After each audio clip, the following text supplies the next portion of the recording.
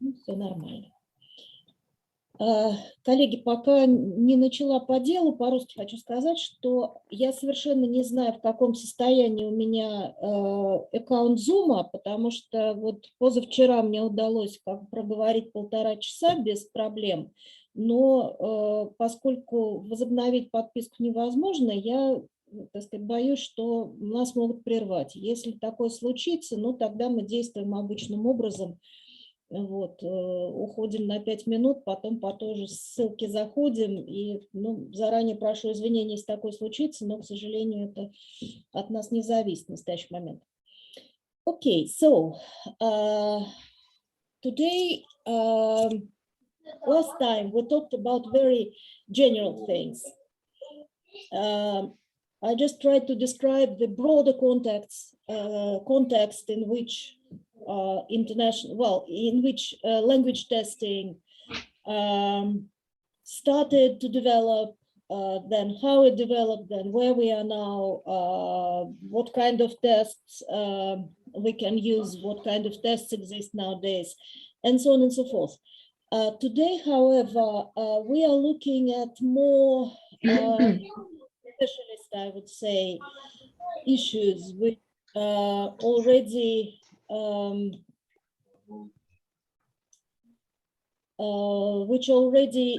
relate to how the features, of a good test, how it functions, and so on. The only thing, could you please switch off, excuse me, the microphones, because there are some extra sounds and noises, I'm afraid. Well, we will be answering a question which sounds rather, evidently and easily what makes a good test, but the answer, as you see, is not too much complicated, but it has lots of aspects to it. So if we talk about the main requirements for the test without yet using any specific terminology and so on. Ты слышишь что-нибудь? Будьте добры, только микрофоны выключите, пожалуйста. Then the easiest answer is that any test, not necessarily language test, whichever test, needs to be fair and useful. And if we think about what actually makes a test fair, then of course we need to provide similar or identical conditions for all candidates during the test. In all senses, because if, for example, somebody is sitting close to the window and there is lots of noise coming from the street, then definitely this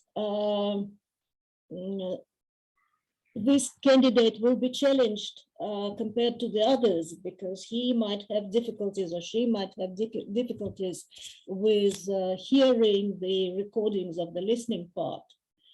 Then if there are people with some special circumstances, like, for instance, dyslexic people, then we should give them more time to cope with reading or to any tasks which require reading and so on. If somebody is dysgraphic, then we need to probably not punish for any spelling mistakes. So as I mentioned already, so equal conditions mean lots of things. And for example, why usually if it is a written exam, so if somebody is late, he is not allowed to join the test takers who are already sitting in the test room and say writing something. Why? Because this person who is late, he or she is in a more difficult situation. She or he has less time, and secondly, when this person will be entering the exam room, he or she will maybe distract others, which will not be fair to those people who came on time. The next thing is that the test should measure exactly what it intends to measure. So if we say that, for example, we are testing English, then we shouldn't include questions which require some significant background knowledge. So we can't ask, for example, well, or what are the, when did, I don't know, William Shakespeare die? Well, perhaps it's a nice thing to know, but it's not about language. It's about literature and about the biography of Shakespeare, for example. But that is something that I will talk in more detail a little bit later. Then, if we run the same test or the same structure, the similarly structured test from year to year with a different group of students, but this test has the same role to play in their assessment. For example, it is a term exam, a term test.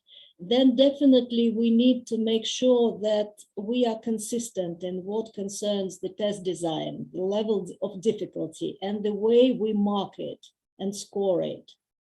Because otherwise, again, well, for us ourselves, it will be very difficult to compare this year's results with the previous year's results. On the other hand, those who, for example, got an easier version of the same test will have an advantage over those who wrote a more difficult one. So in other words, what is fairness? Fairness is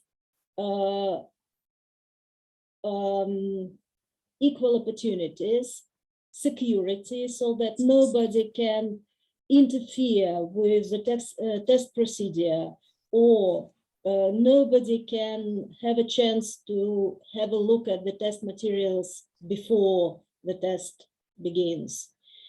Data protection, because again, we need to make sure that nothing, no more or less, personal and personal information gets out of the exam room or gets out of this whole exam taking and scoring process. And finally, it needs to have reliable and valid results. And what about usefulness? What makes a test useful? So here probably we need to look at different levels, because if we look at an individual student and an individual candidate, then the main thing, at least not just not my idea, it's something that is widely accepted by the research, by the academics. Actually, the test has to be, it's not a punishment. It's not a, well, it is a challenge, but it shouldn't be an unpleasant challenge. It is something that helps people to achieve their professional or academic goals. So the results must be meaningful, and they must be useful for someone's learning process. They must be, in other words, they must be informative. They must be very much motivating. Just if we say that it is, absolutely horrible what you've done here, so probably it would be close to the truth, but we will discourage this person from making any further options or any further efforts for many years ahead. And so this is an individual level. In a wider context, so here it can be useful for an educational institution, because we can somehow adjust or make some corrections to the way we teach, maybe to the syllabus, maybe to some aspects of language we're teaching, to actually give more to our students, to provide them with the opportunity to learn better, to consume more. It can be useful for teachers, because teachers, again, on an individual level, can maybe adjust some of her teaching methods to address the issues which were identified by the test or an exam. And finally, in the widest possible context, tests have important tests, high stakes tests. They definitely have influence on the whole educational system. And here definitely we know, we can understand the statement remembering the introduction of our national exams, or the EGE. We might, our attitude to them might be quite different, vary a lot, but the only thing which we all probably agree is that yes, it had a huge influence on the educational system, because at the end, after it was introduced, so for example, the focus of teaching in some subjects started changing.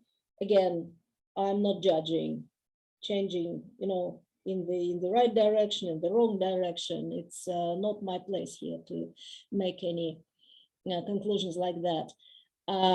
Then the syllabi changed, the materials, the course books changed, the system of professional development of teachers changed, and so on. So was it good or bad?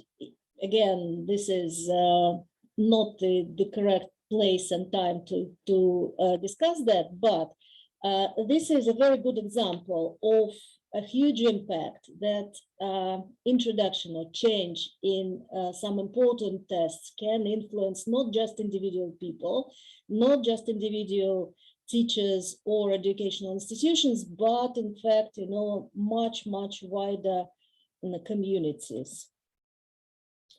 Now,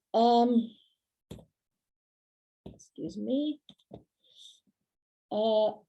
And here we come to something that, excuse me, just one step back maybe. So we talked about fairness and usefulness.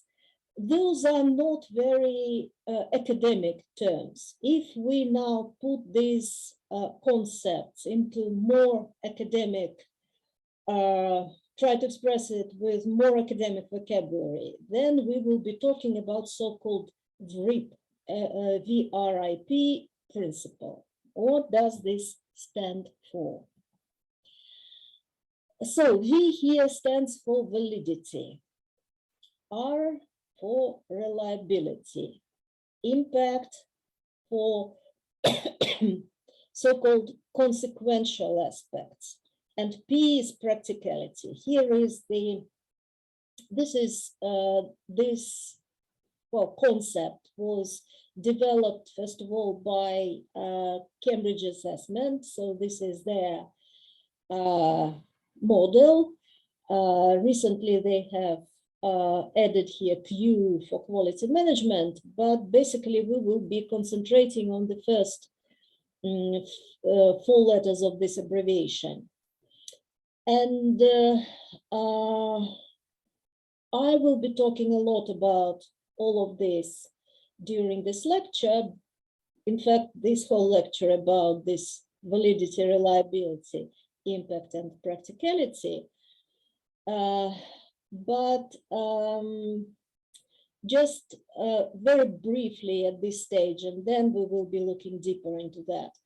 So validity, it's again how well the test is constructed in terms of how well or badly it fits the purpose. this particular group of people whom we are testing, assessing, these particular circumstances, this particular task, and so on. Reliability, it's about more about how we mark and score the test. How reliable are our marks? Impact. So it's very much about usefulness. Yes, so what impact a test, an exam has on all involved parties. And here in testology, people often use the word stakeholders. So what impact does a test have on all potential stakeholders? And practicality, so it is about how easy it is to administer this test. And now let us look at each criterion, at each of these letters, at each of these concepts in detail. So, as I said, validity in its most general meaning is fitness for purpose. And the main thing is, which sometimes people overlook, making a big mistake, is that a test should really test what it claims to be testing. And here, just to illustrate this statement, let me give you some example. To be honest, this is a little bit not from an English test. This was a test about something like London architecture, but I have seen in various countries, for example, in some national tests, the very same approach, which, for example, demands at the exam in English some information about, say, local history, local buildings, and so on. And so in this test, the idea was to match the descriptions of famous London buildings with their names. And as an example, here is the description of Tate Gallery.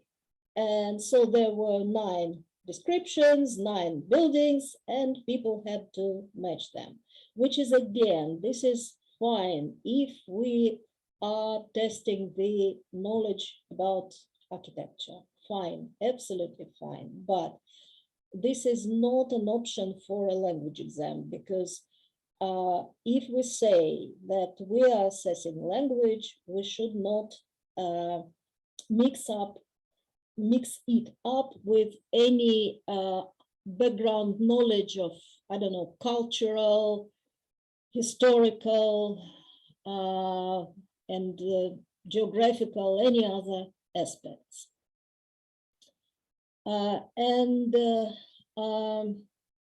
Sometimes I show to my students this picture of Queen Elizabeth, and the question, which probably comes to mind immediately. So if you want to put together a question about this picture, why not ask who is it and how old is she? And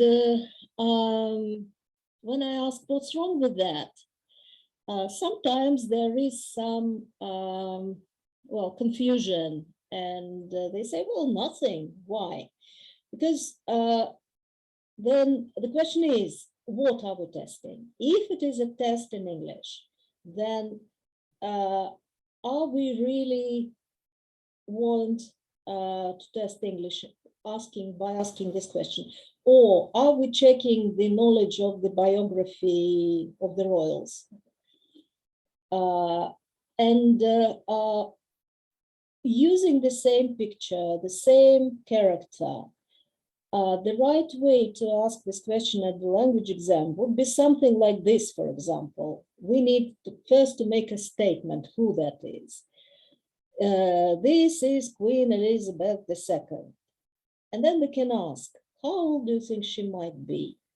And here we can already see how well a student can operate with English with, for example, making suggestions, like she might be, or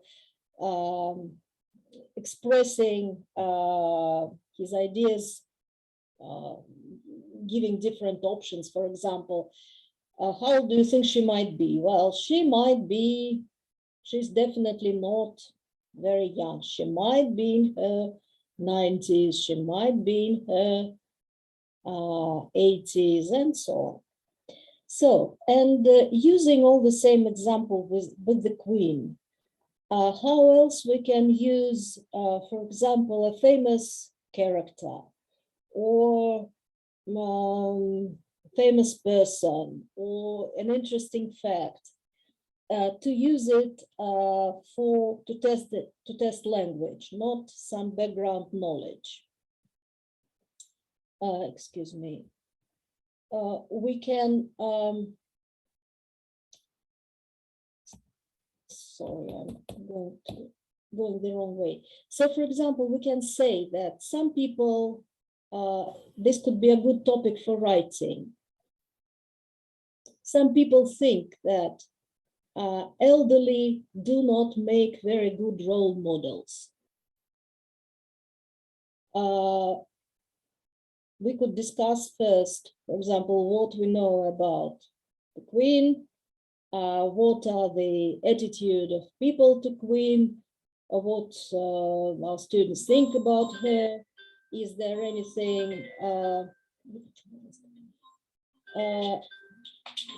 what are their perceptions of her, and then give this writing task. So in an IELTS essay format, for example, what do you, excuse me, some people think that elderly do not make good role models. What do you think? And they will already have some idea of what we wanted to discuss. We wanted to, what we can discuss, and what examples, namely the example of the Queen, we can use in this case. And we can agree with the fact that she is not a very good role model. We can agree that she is a good role model. This is absolutely up to us, and this is not something that we will be somehow imposing on our students. So then let's look at some aspects of validity. First of all, it is so-called cognitive aspect of validity. What does it mean? Let me first read out the definition, and then we'll try to understand it, or I will try to somehow give a simpler explanation. Cognitive related validity is concerned with the extent to which the cognitive process employed by candidates are the same as those that will be needed in real-world contexts beyond the test. So, in other words, what does it mean? That if we want at the exam, especially in productive tests, when we are testing, assessing, speaking and writing, but also in listening and reading as well, we need to offer the topics, the contexts, which are familiar to candidates, which they would have met in the real life situations. Because they need to give us some language we want them to produce, or to understand the language that we want them to receive. We need to make sure that whatever we ask them about is related to their experience, real life experience, to some situations that they encountered in real life, to some problems they were thinking about in their real lives. And the psychological aspect of that is that when dealing with an exam task, people should be thinking in the same well, should apply the same approach as he or she would apply in the real life situation. Let me give you an example. For instance, we want to make some exam questions, to put together some exam questions about choosing professions. And to make these questions valid cognitively, we need to think about, or to reconstruct, if you wish, the real life process which an individual goes through when choosing or thinking about the choice of profession in the real life. So why somebody chooses this or that profession? Because it somehow corresponds, it somehow goes well with their interests, with their preferences, with their priorities, with their values. Because if you are not interested in people, for example, it's unlikely that you would become a teacher or you would become a doctor. If your value is earning a lot of money, you would never go to work in a museum, for example. Yes, so all these things we consider somehow, maybe not on the surface, maybe somehow intrinsically, but still those are the choices we face when we think about future profession. Then, what the requirements to succeed in this profession are? In other words, do I have enough, I don't know, ability, talent, knowledge, I don't know, physical strength to become what I want to become? And finally, so again, values transform into more practical questions. What is important for me? Is career growth important? Are material factors important? Is, for example, praise important, or fame, or being, well known important? And so on and so forth. And all these considerations, which in this or that way are aimed at reconstructing the natural process happening in people's minds and heads when they are thinking about professions, transform into very simple but still very close to real life exam questions on the topic of professions. For example, why did you decide? So what is your job? I'm a doctor. Why did you decide to become a doctor? What do you like most about your job? If you were given the second chance to choose your profession, would your choice be the same? And so on. So we are referring again. So exam topics, exam questions, they always should be connected to the real life situations in which people have to answer such questions in their everyday life or at some important stages of their life.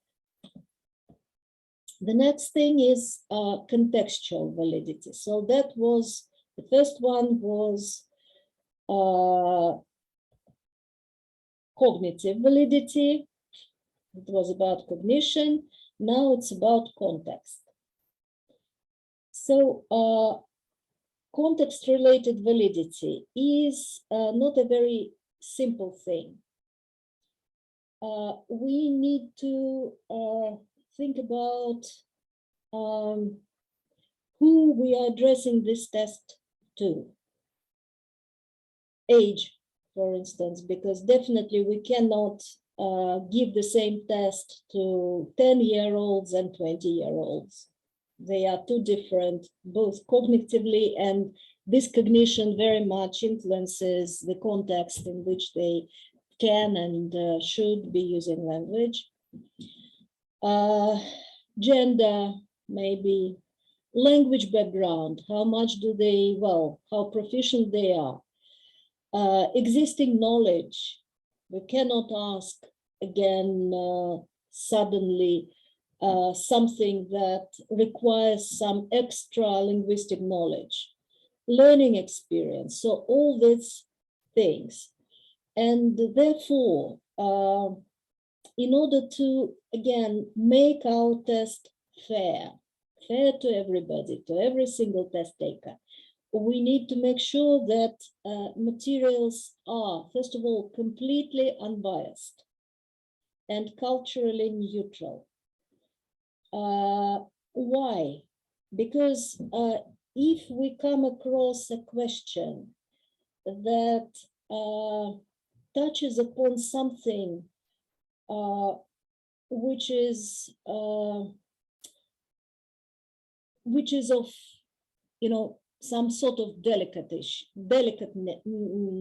nature, which is not culturally neutral, which is culturally biased, then instead of thinking about how to answer the question, instead of demonstrating the language ability, the person will start thinking about some absolutely unrelated issues.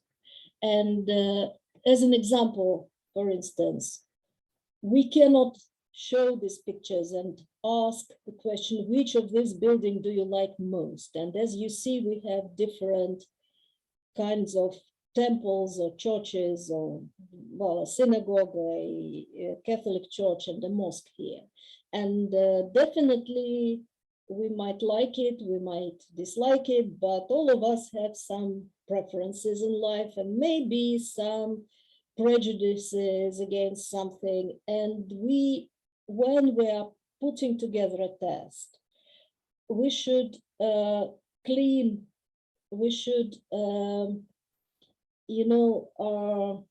make our test absolutely 100% free of any material which can be sensitive to any test taker.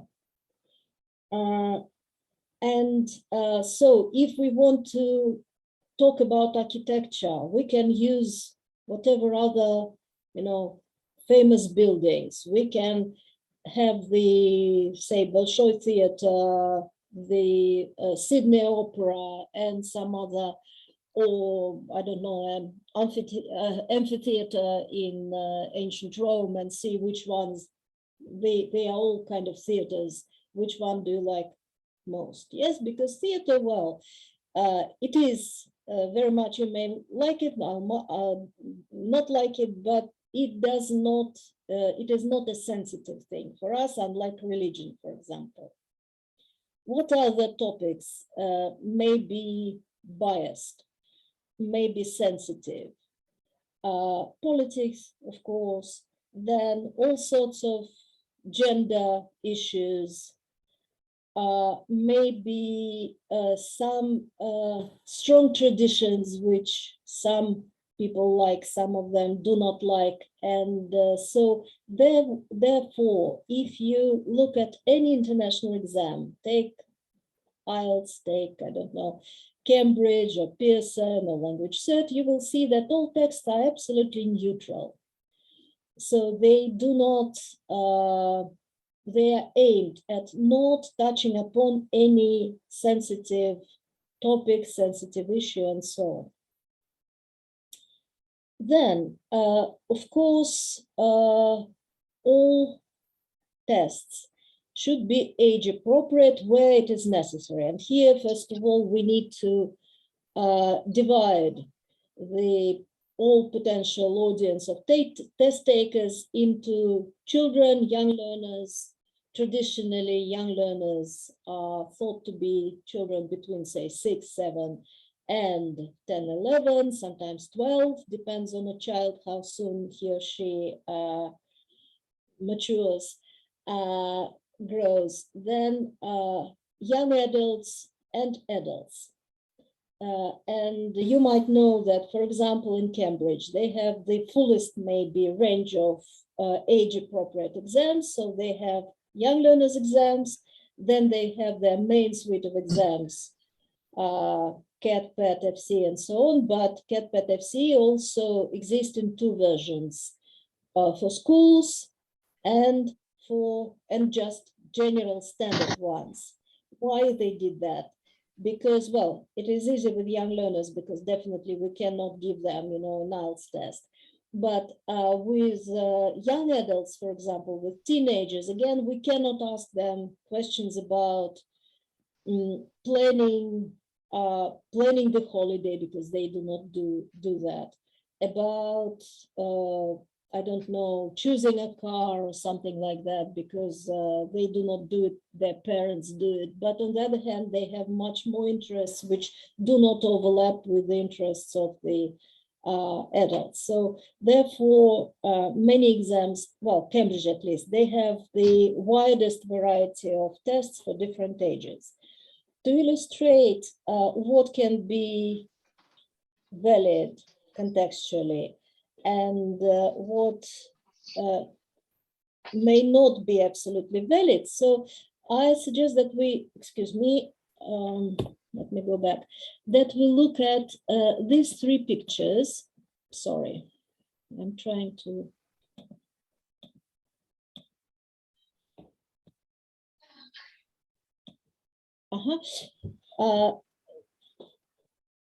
Excuse me, I'm clumsy today, I'm sorry. So just in a second, we'll see the picture which shows three, well, all three pictures have in common that they demonstrate games somehow connected with using the ball. So in the first one, which is to the left, excuse me, the group of children are playing football maybe. Then in the bottom one, we can see a girl and a boy playing with the balls. We do not know what this game is. And finally, we can see children somewhere, maybe at primary school or kindergarten, with balls. So which ones do you think is not appropriate for young learners? Which they will find difficult to explain and to describe?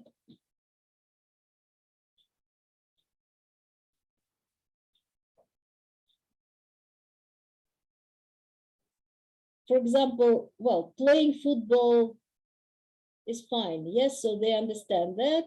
And we can ask, if we ask them, for example, to describe the picture, they will say that I can see 3 boys and 2 girls. They are playing football. They are wearing t-shirts. One girl is taller, the other girl is smaller or shorter, whatever, and so on. So this is fine. This is enough language for them. A familiar context, I would say. The bottom one, it's not maybe perfect in terms of its artistic quality, but again, this is something that a child can describe, saying that, well, in this picture, I can see a girl and a boy. The boy is wearing a blue t-shirt, and the girl is wearing a red t-shirt. And there are 2 balls. The boy is playing with the ball and the girl is playing with the ball. Fine. Okay, we can use that. But imagine that you are asking a 7-year-old about the right picture.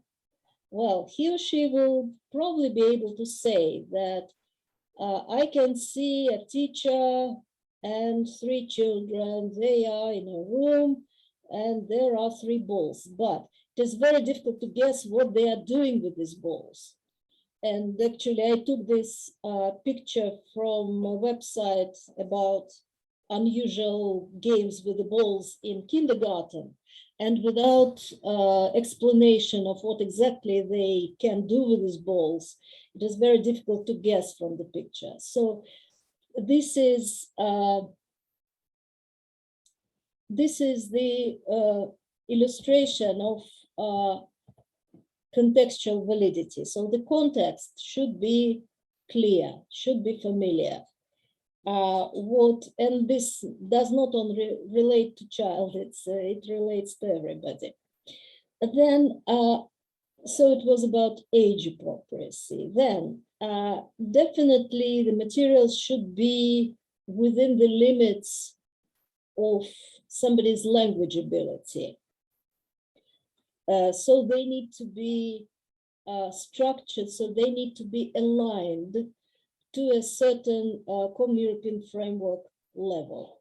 And Common European framework, for example, says that until B2, usually, even if cognitively somebody is very advanced, he or she cannot talk about abstract topics at a level below B2. So they can say, for example, my favorite sport is football, but they cannot talk at length.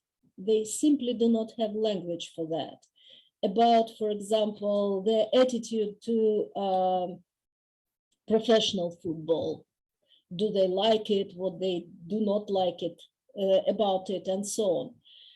Or some tendency in the market of, in the global, football market, something like this.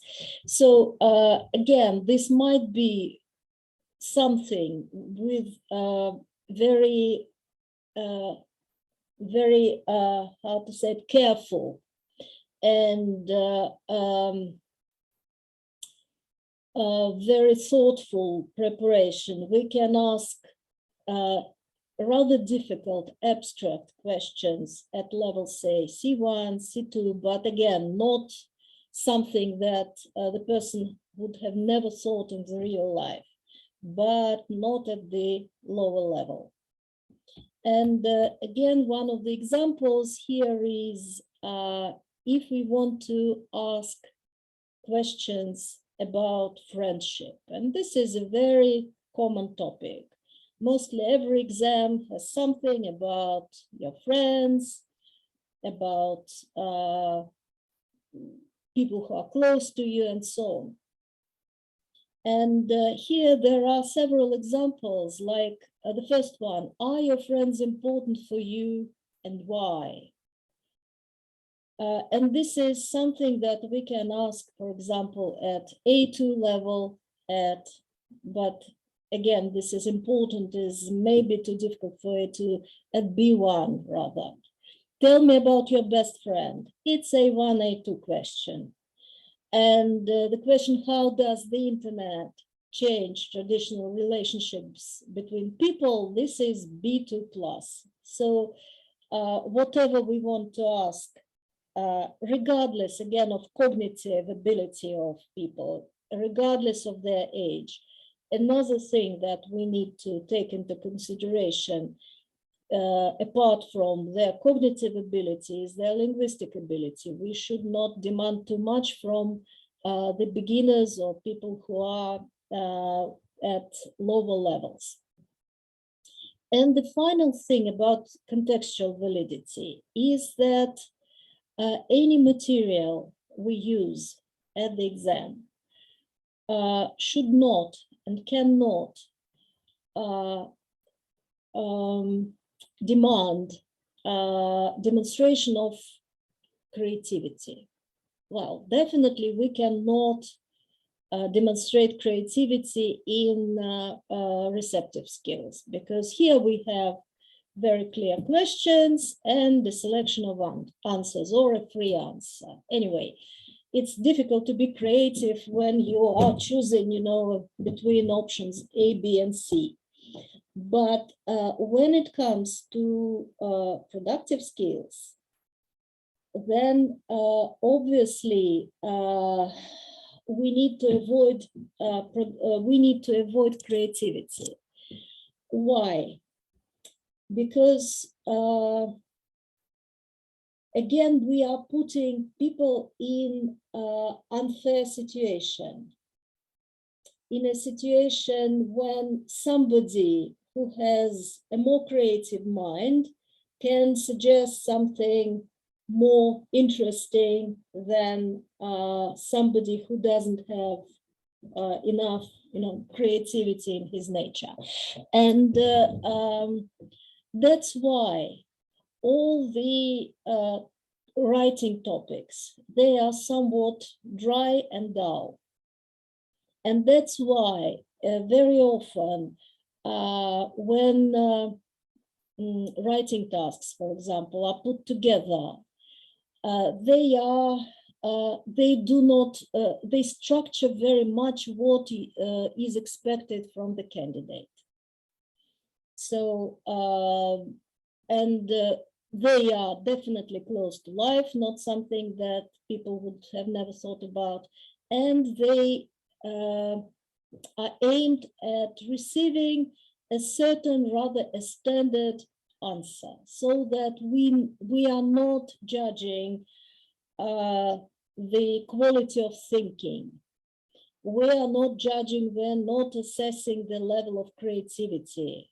God save us from that, because it is a very subjective issue.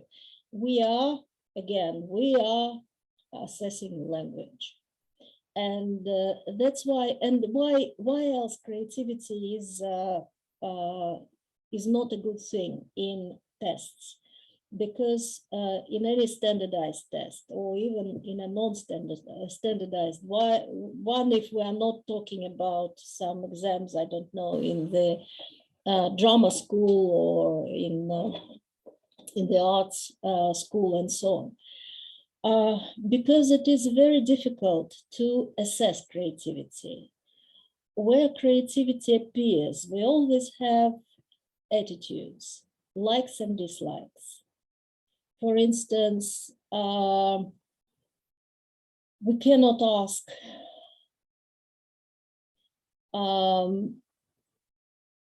we can ask who is your favorite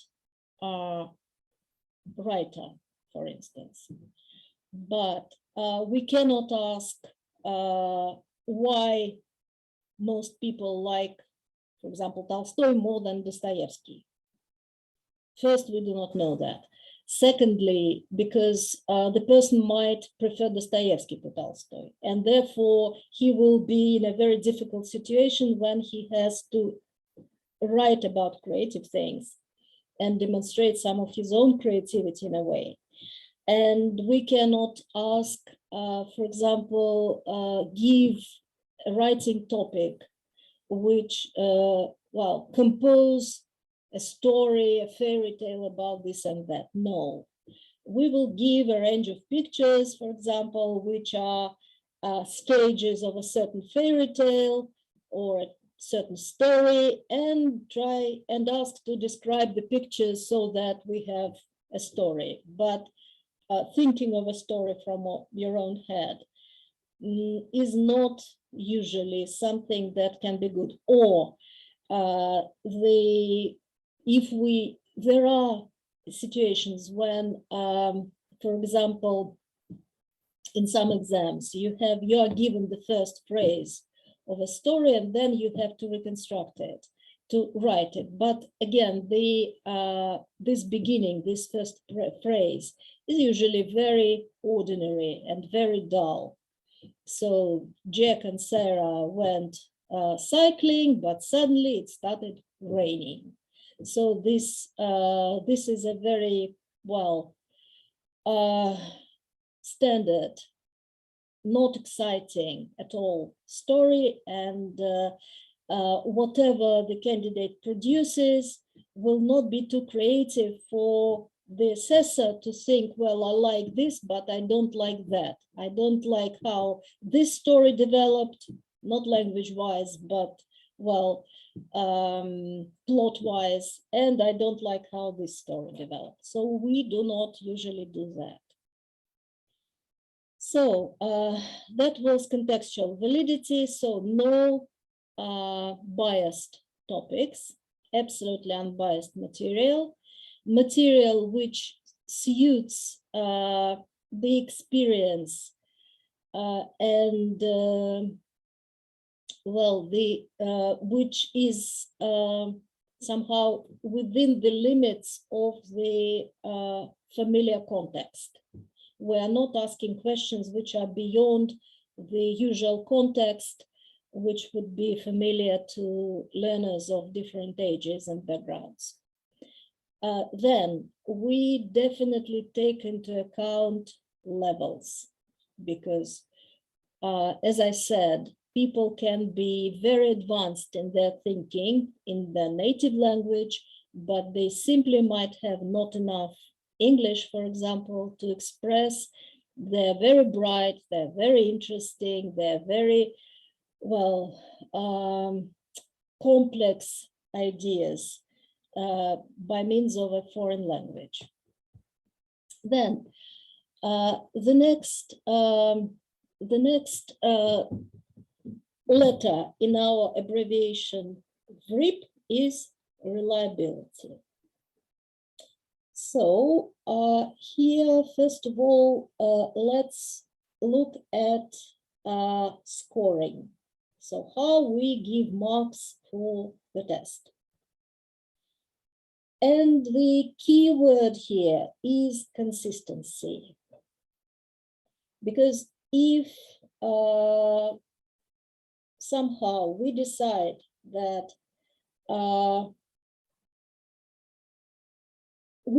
let me give you an example. We have a so-called open question. So we have a text, for example, and you need to read the text, you need to find the answer to the question and write no more than 5 words.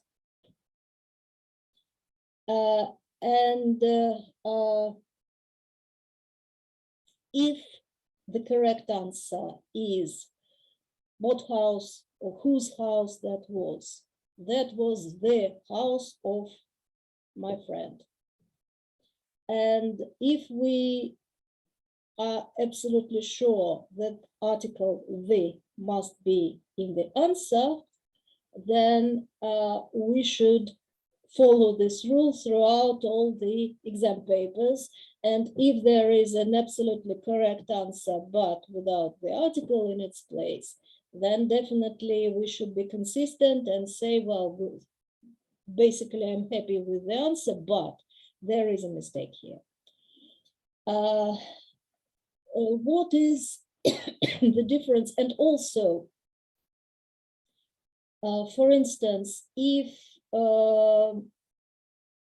in a test today we have altogether 26 questions in listening, suddenly we realize that, and the next day we have to run the same test for a new group of students, and we suddenly realize that question number 20 is really bad, so we did not put it together correctly, this doesn't hit the target, and so on. We still have to keep it in the test for the next day, however bad the question is, just for the sake of consistency.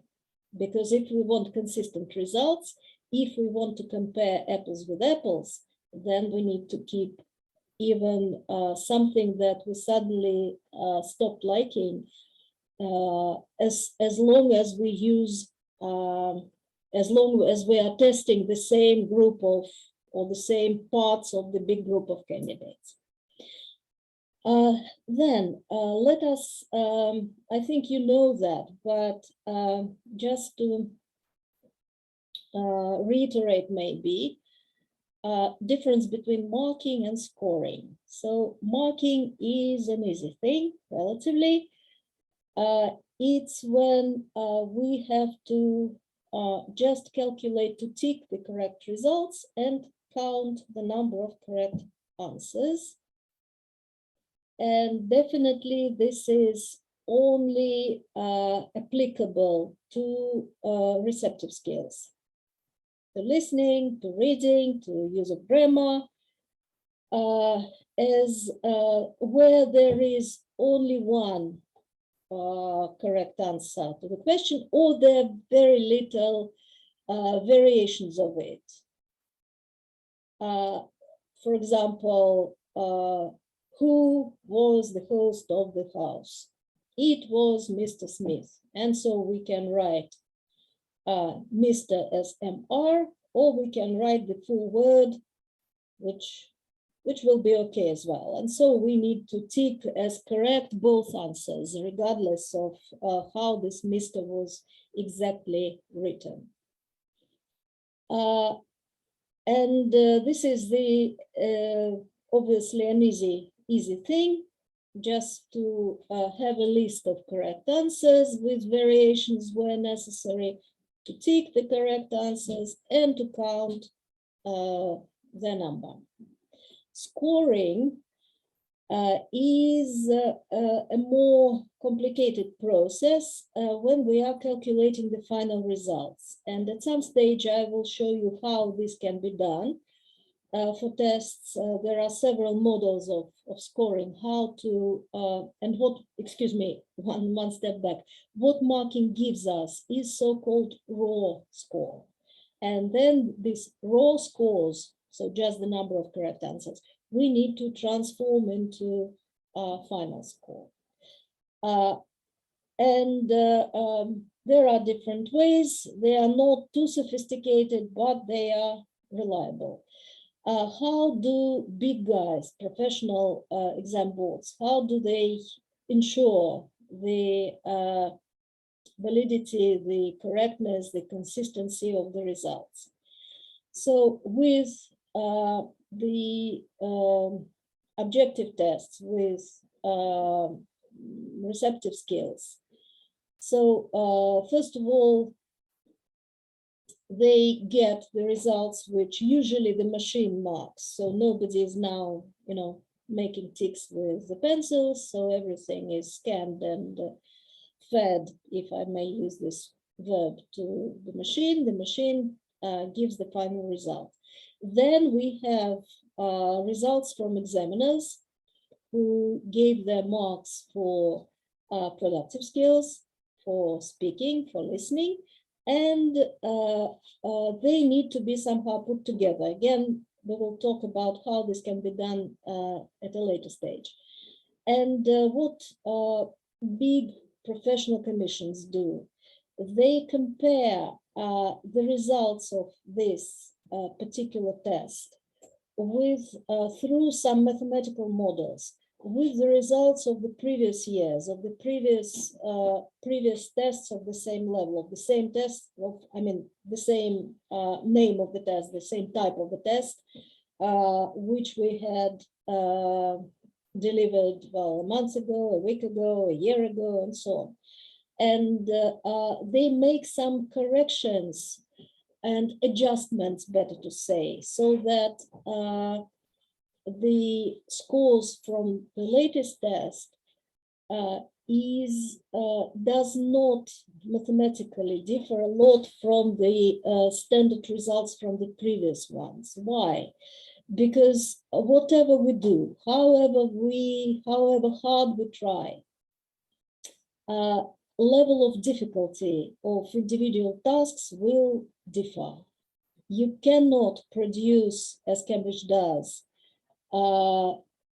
say 5 versions of the same test, of the same exam, a month, and make sure that every single task in these 5 versions is of the same level of difficulty. So what they are doing, they are correcting, they are adjusting the differences between different tests to produce the final score, which is reliable and which is consistent with the previous results. Now, we spoke a little bit now recently about how that it is relatively easy to mark tests in receptive skills, excuse me. Then productive skills definitely is a different story, because here we have to deal with criteria. We cannot just put a mark, give a score without applying certain criteria to speaking or writing. And criterion related aspect of validity has different sides, different features to that. First of all is how relevant is the criteria to the task. Excuse me, I forgot to switch off the phone.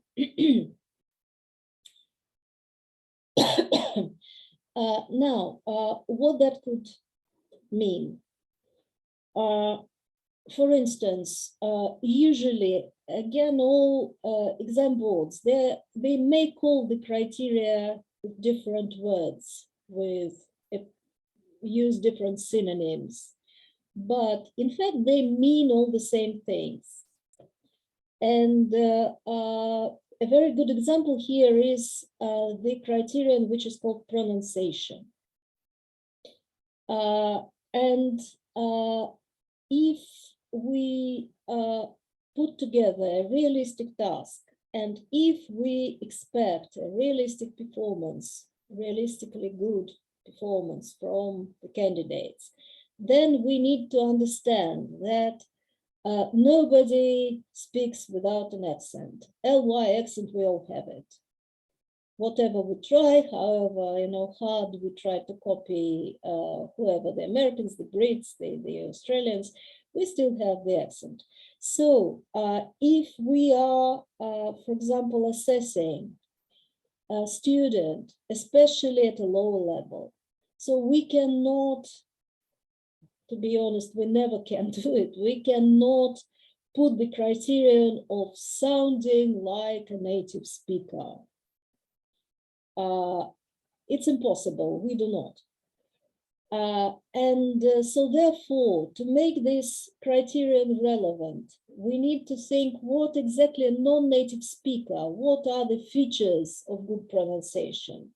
And we arrive at such things as all sounds are recognizable. Yeah, we can understand all the sounds. They might not be ideal, but if it is a the, then it is a the. If it is a, for example, z in the article the, still we can recognize it. This is a flaw, of course, but anyway, at some stage we can even live with that. We understand what the person was trying to say. What else is pronunciation? It's about intonation, first of all, about stress, because if a person is trying to make himself or herself understandable to the interlocutor, to the counterpart, then he will help this counterpart to understand him better. He or she will be using intonation, stressing, and so on and so forth. So if we regard this criterion pronunciation as a combination of understandable sounds plus good intonation plus stress, then it is a relevant one. Then shared understanding of criteria by all parties involved. This is also very important because sometimes students do not understand why, so how they are assessed, against what criteria they are assessed. And so they think like, I am absolutely sure you have such stories yourselves, but I had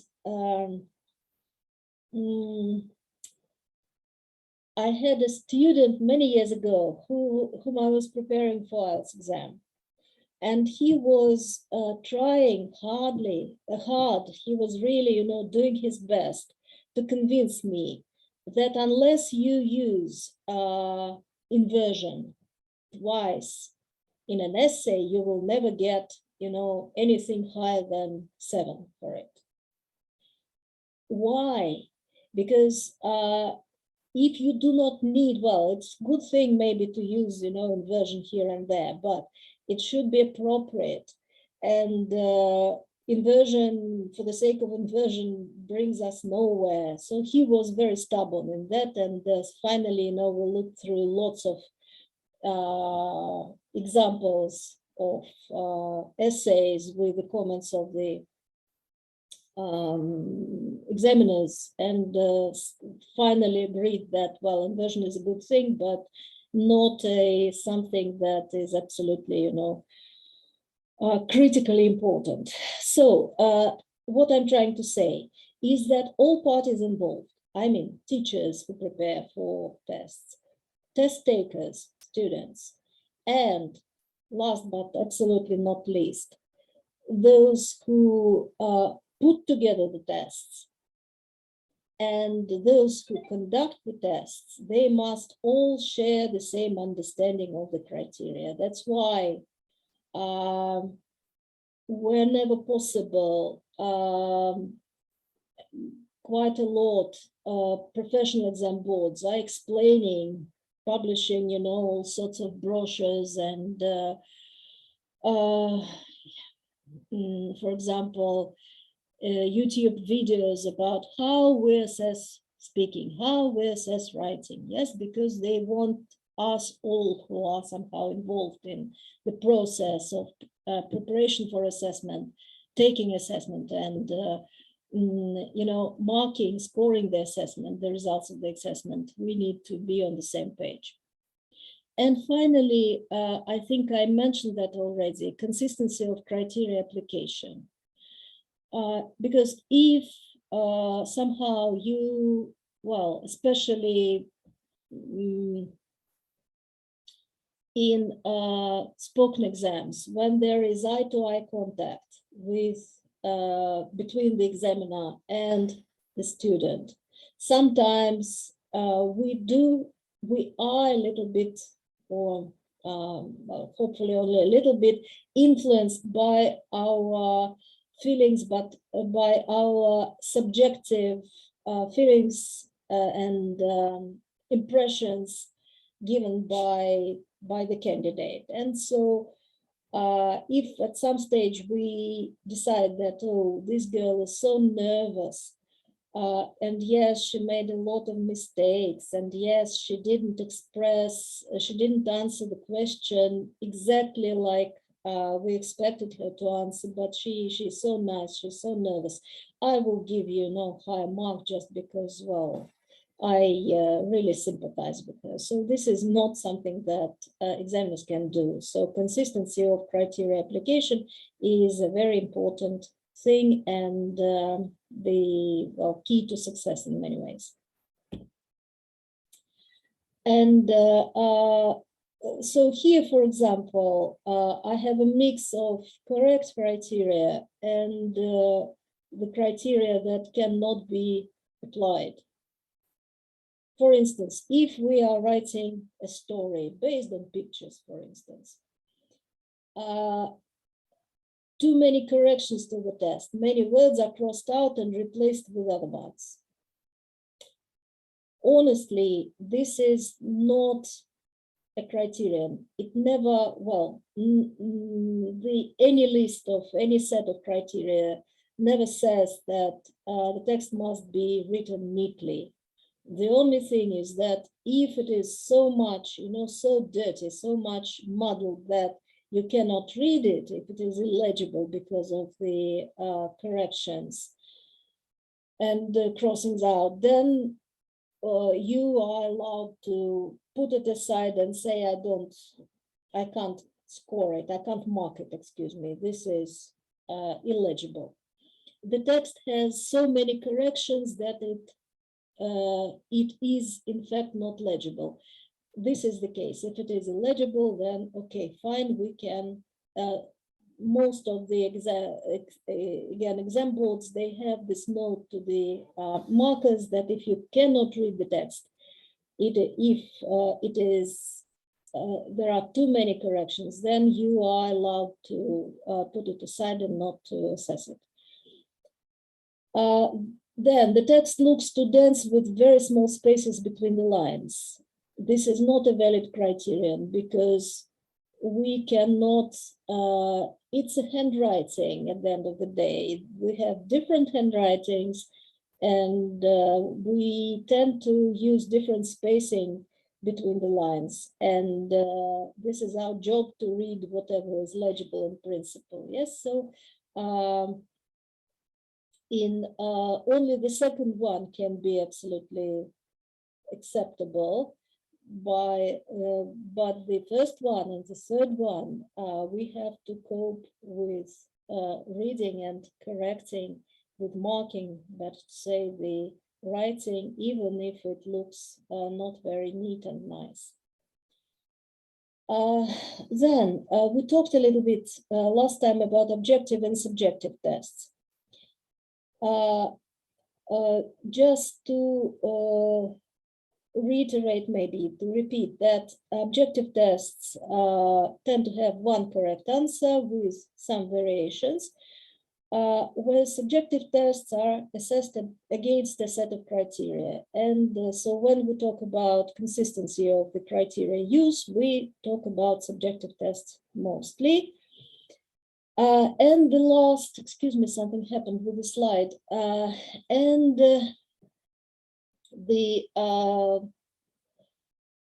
The fourth, the fourth letter in the abbreviation VRIP, so validity, reliability, I stands for impact. Partly we have spoken about this already. Impact means effects and consequences of a test within a particular community, educational system, or the whole society. And let me just remind you about the example that I've given you today already. Take any big, say, national exam. When it is introduced or when it is changed, it has a huge impact on everybody, on test takers, on their parents, on schools, on teachers, on writers of course books, on universities who are, where the candidates, where the students are applying, and which they're applying to, and so on. However, even a smaller test, not something huge as the national exam, still has its impact. And sorry for repeating myself, but any test needs to look at positive impact on anybody, because tests are not just to give marks. Tests are not just to close, for example, this, finish teaching the subject at a certain stage in a certain term. It is about getting meaningful results, and it's about motivating students to learn more. So whatever we are doing in terms of test development, we need to plan the desirable impact, and we need to make sure and to plan it in such a way that this impact is in any case positive. And the final letter of the abbreviation P stands for practicality. The thing is that we may put together an absolutely brilliant test, a very nice one, a very sophisticated one, the one which fits for purpose, which allows us to get very meaningful results.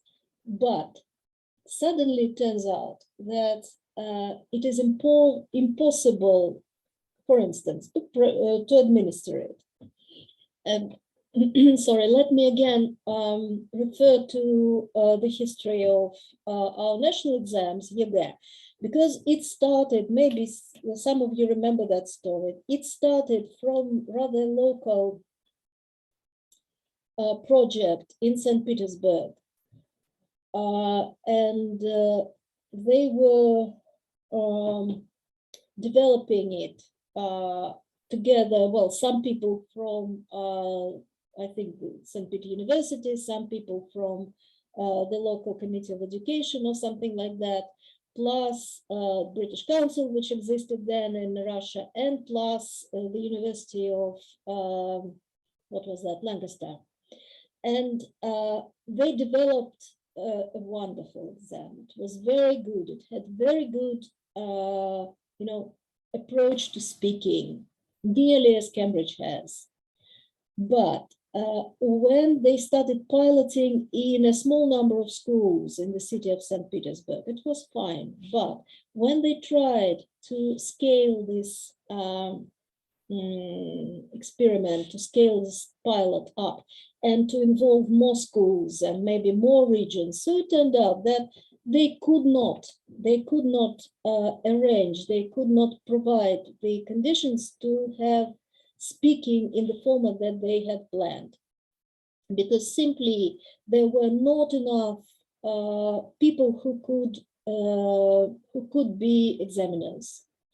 And preparing an examiner is a long process. Speaking examiner, I mean, it is a long process. If you want this examiner to be a marker, so to give marks, it is even more difficult, and we need to make sure that the level of language is high enough, and we need to understand that they all share the same criteria, understanding, better to say, of the criteria, and so on. And that turned out to be absolutely impractical. And therefore, as you might remember, for some years we had YIGA without speaking, and then maybe not an ideal solution, but a viable approach to that was found. But now children are speaking to the screen of the computer. It is not natural. It is always better to have, some human face looking at you and speaking to you, but this is practical. So this is about practicality. How well is it possible to deliver the test that you've put together with existing resources and existing staff, existing equipment, and so on. Just my very last slide with the same graph, where we can see the main elements of a successful, a useful, and a fair exam, which consists of validity. Is it fit for purpose? Does it address the right category of learners? Does it take into account, say, age? Does it age or language level? Does it avoid any biased topics and sensitive topics which can make people of the same level in English perform differently because their feelings and their emotions will get involved into the process? Reliability, it's about how we score the test, how we give marks, how we turn them into scores, and how consistently we apply criteria.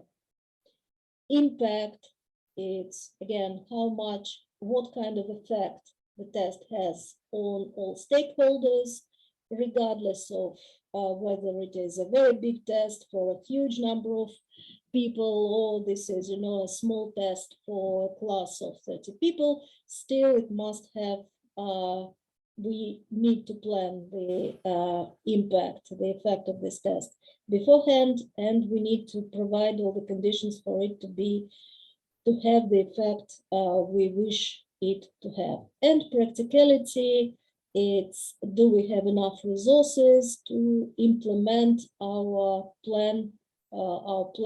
developed exam, to run it in the real world?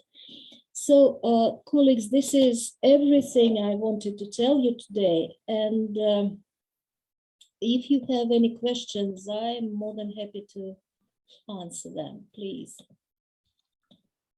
Yes, actually, I have a question Please. concerning, well, as far as I understood, we'll have some assignments. So my question is concerned with whether we'll have any assignments soon, or perhaps for the next time. And another question is concerned with actually, how can we access this video so that we can refresh the memories perhaps and reward You know, it? good. So the last, I will send the link to this recording to Svetlana Gennadievna Blochova, and she will then be able to, Svetlana Georgievna, извините, пожалуйста, you will be able to ask her, and she will share. And as to assignments, so our next meeting on Friday will be the first seminar. So we will look at different task types, which are commonly used to test grammar and vocabulary. And you will have the practical assignment to develop a test for grammar and vocabulary. And so what I will try to do before we meet on Friday, to create some kind of maybe Google or Yandex disk where we can share the tasks, I mean, the assignments and your work, so that we do not email to each other too much, because it will be a little bit, well, confusing maybe. I may not notice somebody's email. It may be, I don't know, lost, blocked, whatever. So, and so we'll have a disk where we'll be sharing, I will be sharing materials, including the links to the recordings. And I will be sharing the tasks, and you will be sharing then putting there your assignments. So I promise I will do it by Friday, and we will then be able to communicate through this disk. Okay, thanks a lot. Okay, any other questions? Anna Всеволодовна, if you, well, so what can we do with mixed abilities classes? I mean, how can we create tests for them, especially when we take into account this within the limits of one's language ability criteria? Right, so there are several ways to approach this. The easiest one is to follow the principle of placement test, because what a usual placement test does, so it starts from an easier tasks and proceeds then to higher levels. Definitely mixed ability, I do not think that it is that much mixed that we have, say, A1 and C2 students in one group, so most probably not. But we might have somewhere between A1 and B1, for example, right? And in this case, so we need to include to the test materials for all of them. So that depends, because if we might have similar, in terms of structure, tasks for reading. For example, gap fill, right?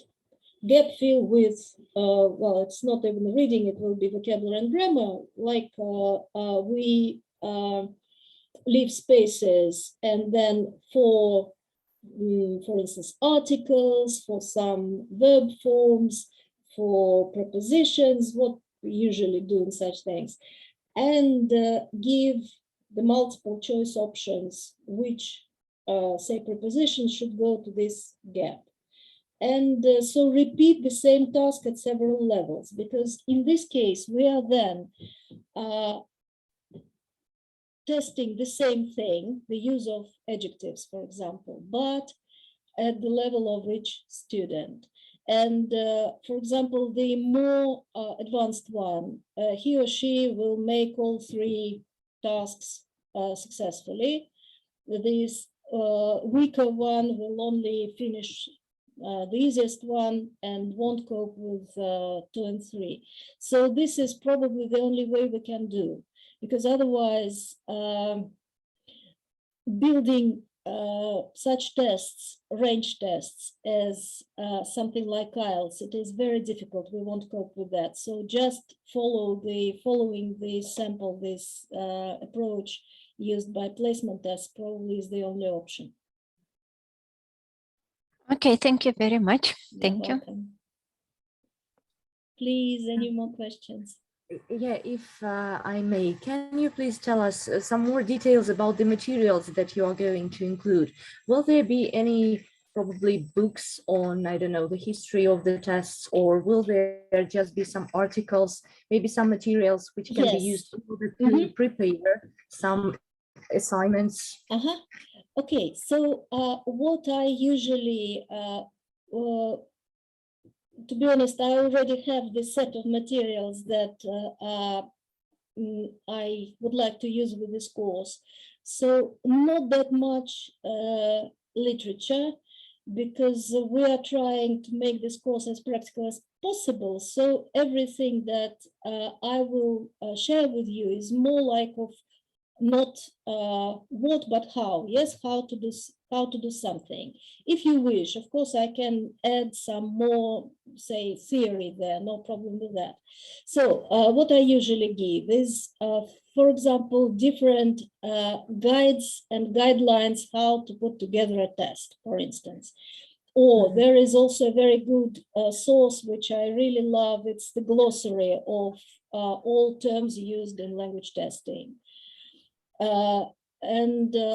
Also what I have a bank of texts which I ask to use when developing your own test tasks, because at least in this case, I understand that they are all suitable and I can see what you can do with them. Because if I ask you to look for the texts yourself, so might be you would pick up something absolutely brilliant, but maybe somebody might pick up something that is not 100% suitable for this particular assignment, for this particular task. So it will be that as well. And as I said, lots of reference, maybe not lots, but some important reference materials. Okay, thank you. Well, maybe if there is an opportunity to include some theory, that would be great, because Good. There are some people who probably will find it useful for their, I don't know, some PhD work or whatever. Okay, yes, absolutely, I will do that. Right, any more questions? No? Okay, thank you so much for today. Then next time we are meeting Friday, the same time, 6 o'clock. Hopefully, I don't know why Zoom is not, punishing me for not paying, for not being able to pay, but we again managed to be uninterrupted for an hour and a half. Maybe because I'm using a very old link, which dates back to, I don't know, January or something like that. Maybe that's why they're not noticing that I haven't paid. Okay, thank you so much for today, and we'll see you on Friday. Thank you very much. Thank you. Bye. Thank you. Thank Thank you. you. Bye. Thank you. Bye. Thank you. Thank you.